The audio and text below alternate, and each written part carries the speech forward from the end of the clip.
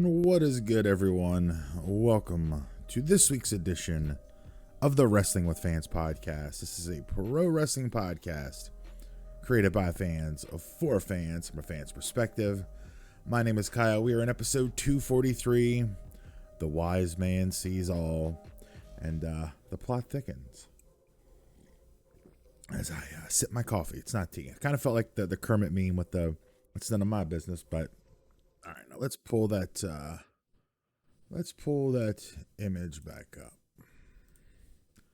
because this is what we're going to talk about today. This is what we're going to talk about.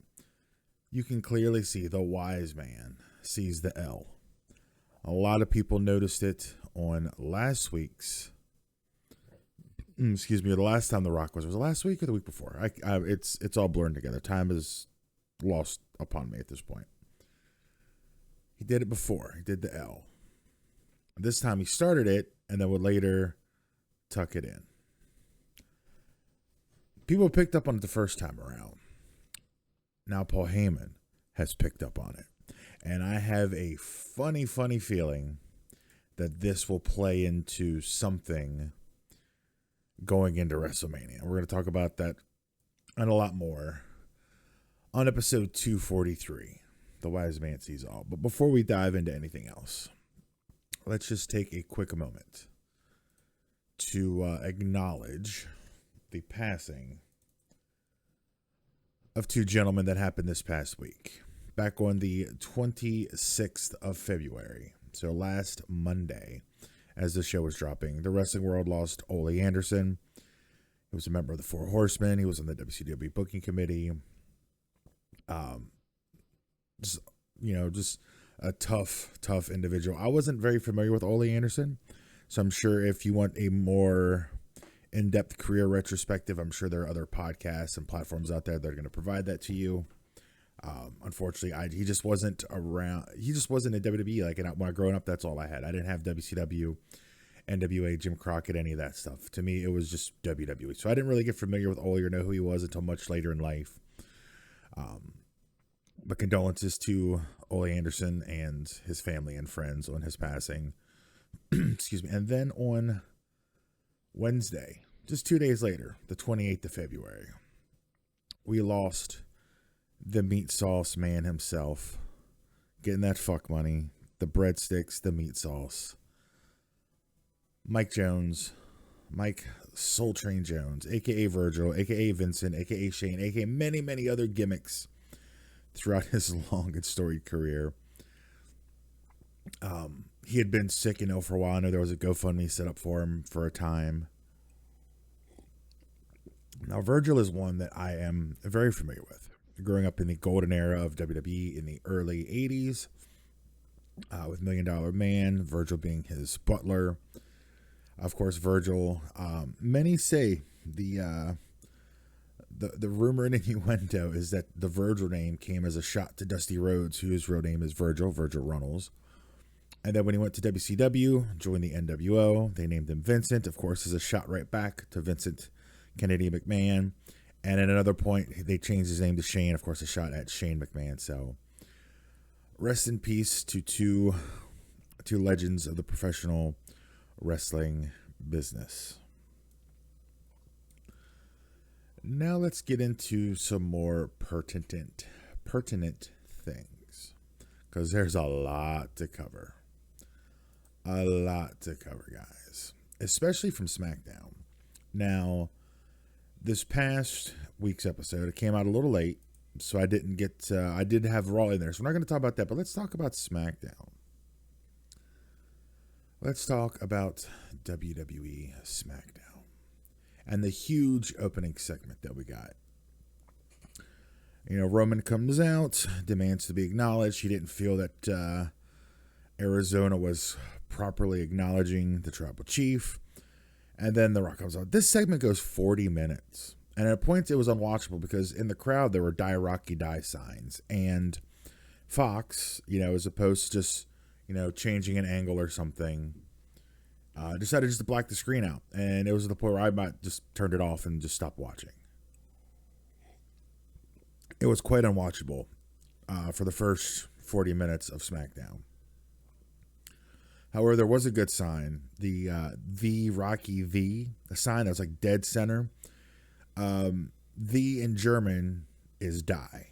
So it was die Rocky die in German. So kudos to that fan out there for kind of getting past the censor overlords, shutting away from the die Rocky die signs, because that was pretty slick. I got a good laugh out of that when I realized that that's what they were going for. And of course, we get all the stuff going on here, and then here's what I want to dive into the most. For weeks since the presser event, there's been a lot of talk of, a tag match night 1, Cody versus Roman night 2. How do we get there? And that is what a lot of people were trying to figure out. How do you get the tag match, and then you have Seth and Drew now on the plate since Drew won the Elimination Chamber? How do you get all these matches crammed into 2 nights of WrestleMania? Because Cody said he wanted to take out the Bloodline before. Or excuse me, Seth said that. They want to take out the Bloodline before WrestleMania. Cody challenges The Rock one-on-one anytime, anywhere. So, of course, The Rock just comes out and says no, he does not accept Cody's challenge. But he does the counter offer. And I think, of course, this is obviously how we get to the tag match. So, The Rock challenges Cody and Seth to a tag match on night 1 of WrestleMania versus him and the Tribal Chief Roman Reigns. So that's how we're going to get the tag match. And I think having The Rock in a tag match could be good. He's probably going to have ring rust. Not saying The Rock couldn't, not to say that he's not in just probably the best shape of his life. But as far as in ring shape, he's probably got a lot to do. So having him in a tag match is probably smart. It'll help protect him more, help keep him safer more, less likelihood for injuries. So in that, it's a good thing. And then he goes on to add the stipulation that if Seth and Cody actually win, then the title match night 2 will be free of the Bloodline, which to me then opens up the opportunity for Seth to turn on Cody, which I still think is a very big possibility. But if they win, no Bloodline. But when Rock and Roman win this tag match, it is Bloodline rules. So there's no rules. I'm assuming it's going to be like tribal combat, where it's anything goes, anything like that. So that's how we're going to get to the tag match. So next week on SmackDown, The Rock has invited Cody. He's going to be on SmackDown. He was on SmackDown this week. He'll be on SmackDown this coming Friday and the following Friday. So 3 straight weeks in a row, we get the presence of the Great One on WWE SmackDown on Fox. Which is awesome, because if you want to build up WrestleMania, if you want to build him up into anything, you're going to need him there. And I'm presuming that Roman's going to be at all of these shows as well. So we're going to have Bloodline in full force at all these shows. At least for the next 3 weeks, 2 weeks, 3 weeks, however you want to look at it. So Cody is going to have to answer the challenge. I'm guessing maybe they have some stuff on Raw this coming week with Cody and Seth kind of talking about this, weighing their options. I can't see a world in which they say no. So it looks like night 1, I'm guessing it's going to be the main event, because why is The Rock coming back if he's not going to main event? It'll be Cody Rhodes and Seth Rollins versus Roman Reigns and The Rock, which is going to backload night 2, because not only will we get Cody and Roman, because that's happening either way, that also is going to automatically have to push Seth and Drew to night 2 as well, which opens up a lot on night 1. If you got both men's title matches night 1, I'm guessing that probably both women's matches will be on night 1 as well, because we don't know. The only match we know when it will take place, for sure, 100% certain, is Roman and Cody main eventing night 2. The other 3 title matches, Io Bailey, Rhea Becky, Seth and Drew, we don't know what night they're falling on just yet. I'm sure that'll come out over the next couple weeks as we head in to WrestleMania, because guys, we are only a mere 1, 2, 3, 4, 5 weeks. 5 weeks from the time I'm recording is night 2 of WrestleMania. So there's not a lot of time left. So, of course, The Rock will be on the March 8th SmackDown and the March 5th SmackDown, which leaves 3 weeks in between where we won't get The Rock. So they've got a lot of story to tell to set this match up, to set this, story going in the right direction over the next 2 episodes of SmackDown. Now, if it's anything like this past week where the segment ran 40 minutes and they had to cut so much out of the rest of the show, including, entrances, matches were cut down. I mean, the Tiffany and Naomi match went 8 minutes, which I presume it was supposed to get a lot longer. Naomi didn't get an entrance. The tag match, of course, was short, with Dakota aligning with the rest of Damage Control, or whatever they're calling themselves. I assume their thing is Damage Control, which, again, surprises nobody.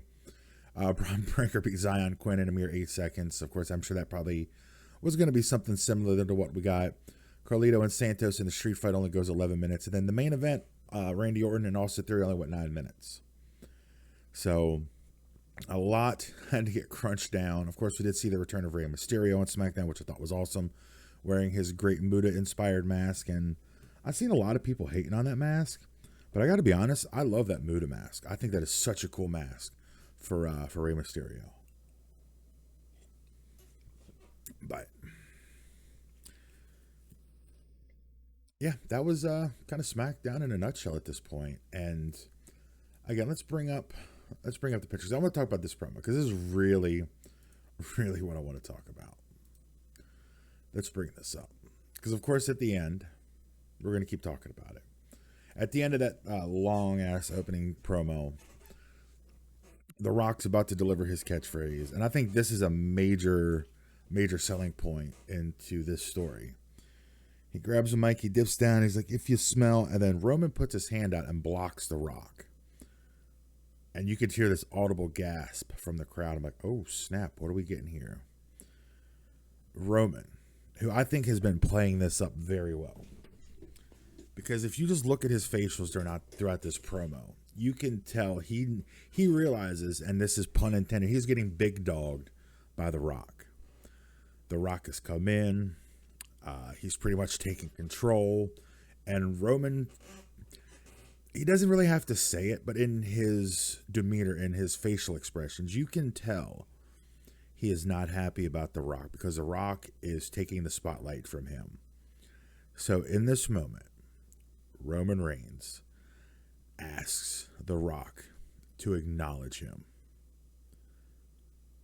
And at that point, I'm just like, oh, are we really going to fast track this Rock face turn back already? But no, The Rock, with a little trepidation in his voice, and I think The Rock played it very well. It's very, very subtle. Says it very slow, very deliberate, very soft. He acknowledges Roman Reigns as his tribal chief. The Rock acknowledges Roman as his tribal chief. Which, to be perfectly honest, I wasn't sure if we were going to get that from The Rock in this story going into WrestleMania. But man, it just adds another layer on top of this story. And I'm here for it. They can make a 100-layer cake in this story, and I'm going to eat every last layer. I love all the subtleties.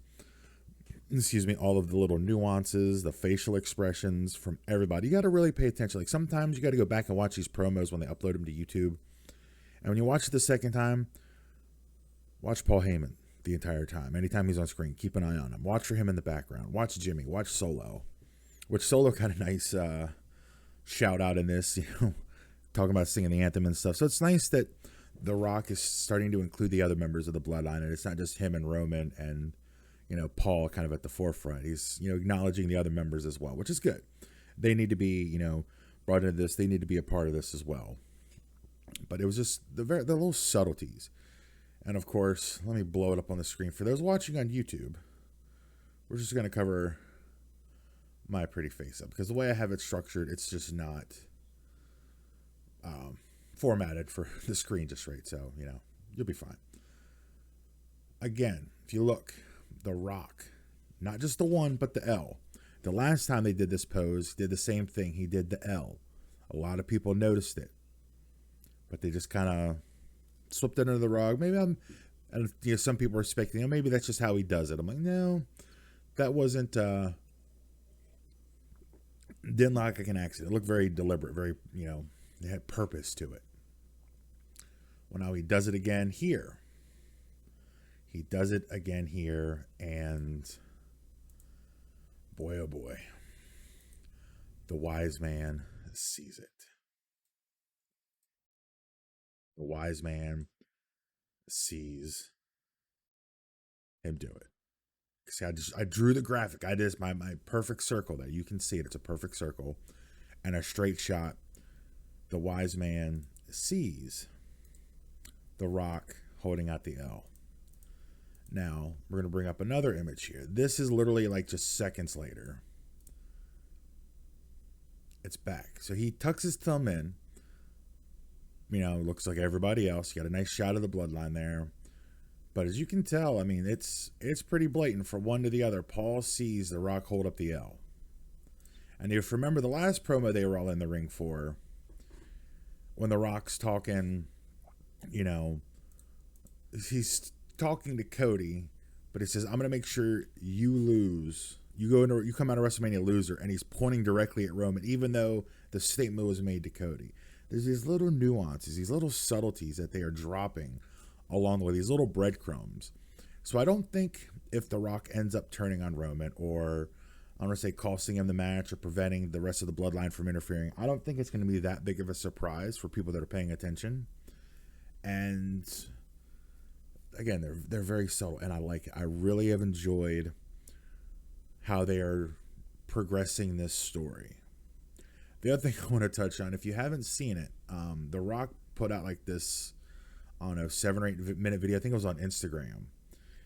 And he basically just says, you know, fuck your story, Cody. He personally calls out Dave LaGreca, not by name, but he shows the clip of what happened after the presser of Dave LaGreca, all disheveled in his Cody shirt and his bathrobe from Busted Open a few weeks ago. Well, then Dave LaGreca also put out a video as a rebuttal, just Dave LaGreca being Dave LaGreca. If you watch Busted Open, and you know, if you know, you know. We'll sip a coffee to that. But it's really good. It just basically cuts down everybody. And again, I think all of this has purpose.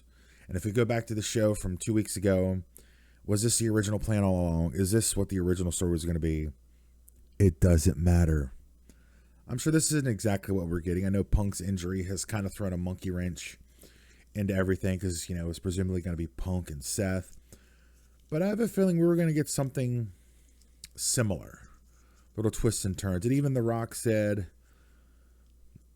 no, you won't shut your mouth, obviously. But he said, you know, just sit back and enjoy the ride we're about to take you on. And boy, they are starting to take us for a ride. I am so here for this. I am so ready for WrestleMania. 5 weeks away. And I'm really pumped. This is good. And I hope the next 2 weeks of SmackDown are great. I'm sure they'll have follow-ups on Raw each and every week. So it's going to be a lot of fun. And I'm really here for it. So let's take a quick pause. Show you all some follow us on social media, all that good stuff. So we'll be back in just a moment right here on Wrestling with Fans.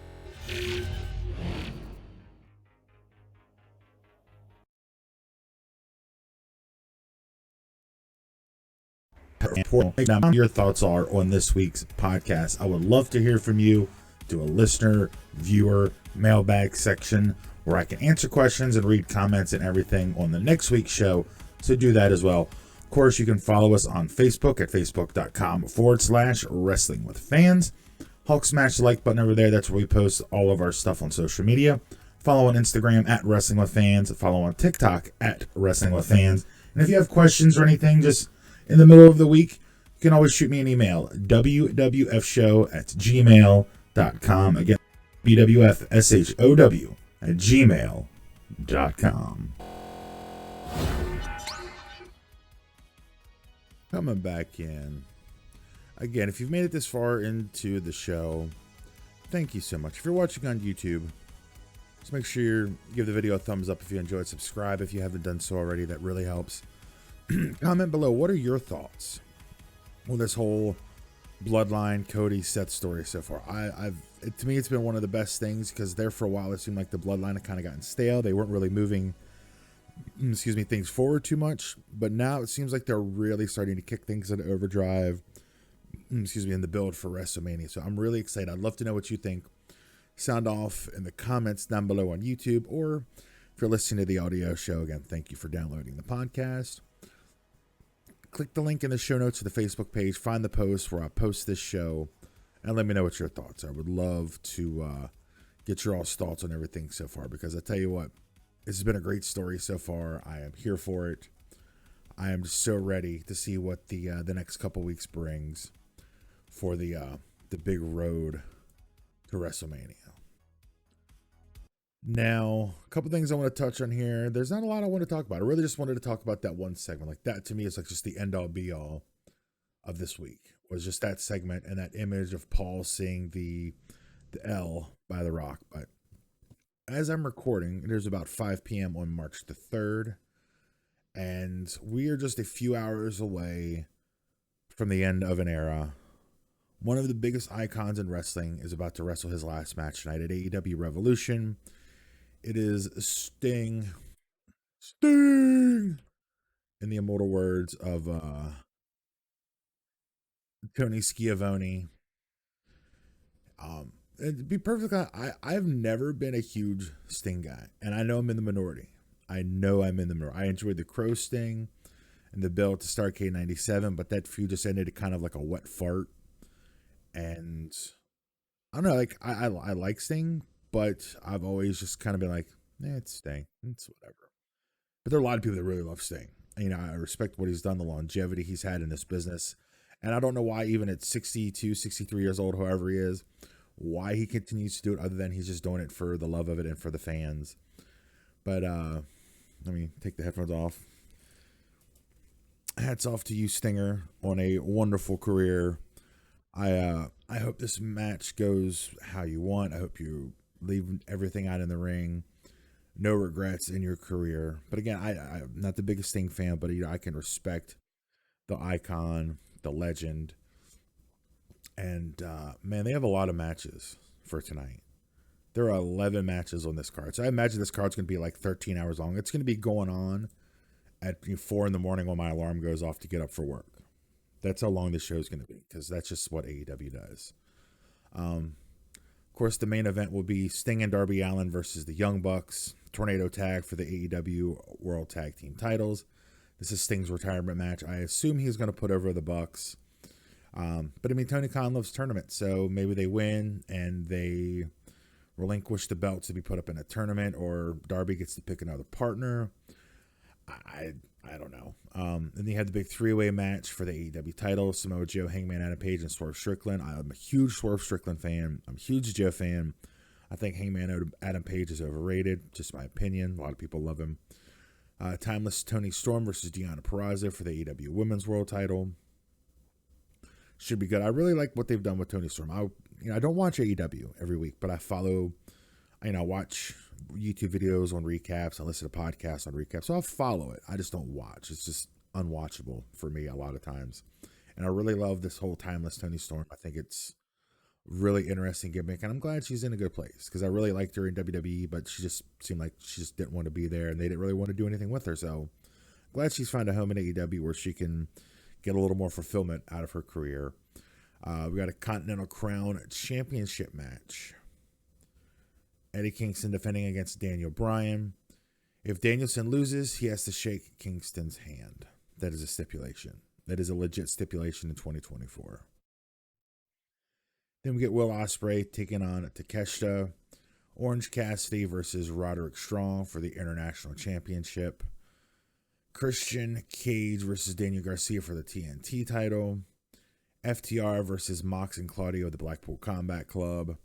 You have an all-star scramble match. Jericho, Wardlow, Powerhouse Hobbs, Lance Archer, Hook, Brian Cage, Magnus, and Dante Martin.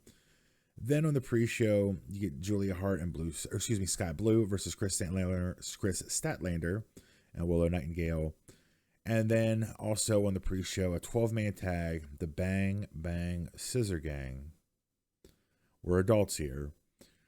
Max Caster, Anthony Bowens, Billy Gunn, Austin Gunn, Colton Gunn, and Jay White taking on Team TNA, Jeff Jarrett, Satnam Singh, Jay Lethal, Willie Mack, and Private Party, Isaiah Cassidy, and Mark Quinn. This is going to be a 13-hour show. It's going to be a 13-hour show. It's still going to be going on in the morning. And then they're going to have a 5-hour press junket afterwards where Tony Khan's gonna come out looking like a ridiculous coked out idiot, potentially, allegedly. I always have to throw that in there. Allegedly. Nah, I just kid. I like to talk shit, but it should be a good card. So if you are listening to this, or whenever you see this or hear this, you're going to know how the matches went.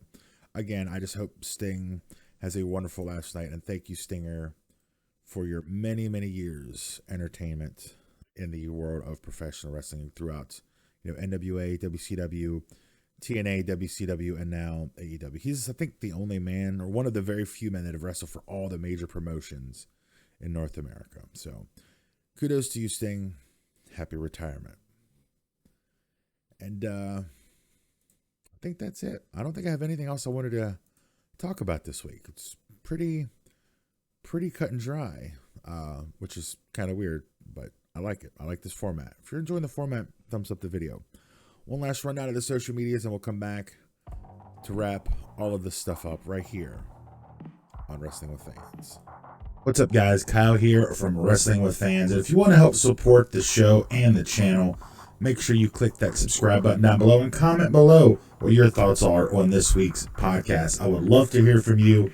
Do a listener, viewer, mailbag section where I can answer questions and read comments and everything on the next week's show.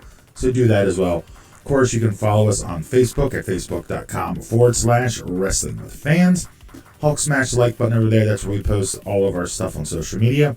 Follow on Instagram at Wrestling with Fans. Follow on TikTok at Wrestling with Fans. And if you have questions or anything just in the middle of the week, you can always shoot me an email, wwfshow@gmail.com. Again, that's wwfshow@gmail.com.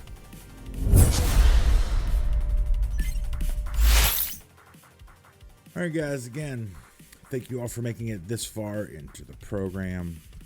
Links to all the social media stuff is down in the video description down below. And if you're listening to the audio version, they're in the show notes, wherever you get your podcast.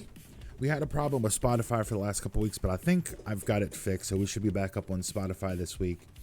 You can always just go to wrestlingwithfans.com to get any shows and all that good stuff. So I think I figured out what happened with Spotify the last couple weeks for the few downloads we get every week on Spotify. So appreciate you all for that. But that's going to do it. Next week, I assume we'll just go into the next round, the next chapter in this saga of what's going on with, the Bloodline story, Cody, and all that good stuff. And anything else crazy that happens.